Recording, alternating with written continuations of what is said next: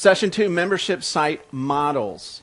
This is a great way to finish out this day because this gives you plenty to think about, but you're not being overloaded. This is another reason why I love the way we have the gym boat set up this time, because those of you that are gym boat veterans, after this session, what would we be doing? We'd be having lunch and gearing up for 2 more, which would just be too much. So now we're going to go over membership site models. So you can provide members services, information, downloadable content, software, community, sense of belonging, mutual support, and physical products. It doesn't really matter what you sell them, as long as they want it and they want it on an ongoing basis. Does that make sense?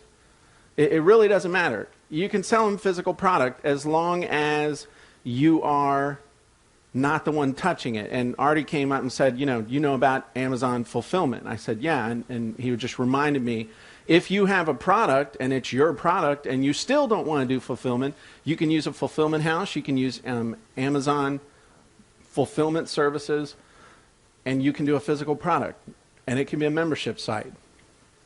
But what has happened, what's that? Okay, good. Okay. The one thing I will tell you, though, is we kind of went through this cycle. I don't know if any of you guys noticed it or not, but we started out in the late 90s where anything digital was just like super cool. And it was all new and mysterious. And then we kind of went through this thing where everybody was trying to differentiate themselves by offering physical products. Anybody notice that?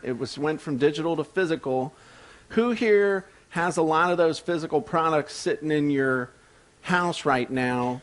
And don't care whether you went through them or not. Hopefully you did.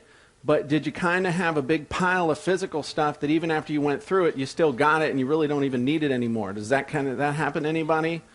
So what has happened now with people being able to understand the digital world, all the different things. Who's got an iPod? Who's got an iPhone? Smartphone? Some sort of portable media reader. A lot of people do, a lot more than used to, and more will just in the not too distant future. What's happened is now we're trending back to all digital. So you can do one of two things as a result of that. You can either ride the all digital train, or you can differentiate yourself by doing physical now. With things like Kunaki.com, you could do DVDs and audio CDs without any interaction with the actual delivery, and it's dirt cheap. They just lowered their rates. I sent 100 DVDs to 100 customers last Sunday for a total of $450, including all shipping, printing, and everything. So $4.50 out the door in the mail. All I did was upload a spreadsheet. Who thinks that's cool? What would be even cooler is if that 100 was paying me $100 a month to get the next one.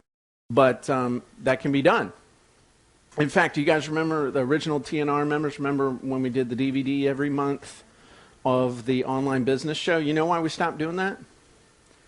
Because everybody was telling us they didn't want it. Because it's like, I know you did, George, but the majority of people were like, it's not fitting, and that was another thing. It gave me a clue that you sell them what you're going to sell them. So the point is, you can sell them whatever you want to sell them. Just make it easy on yourself and be consistent.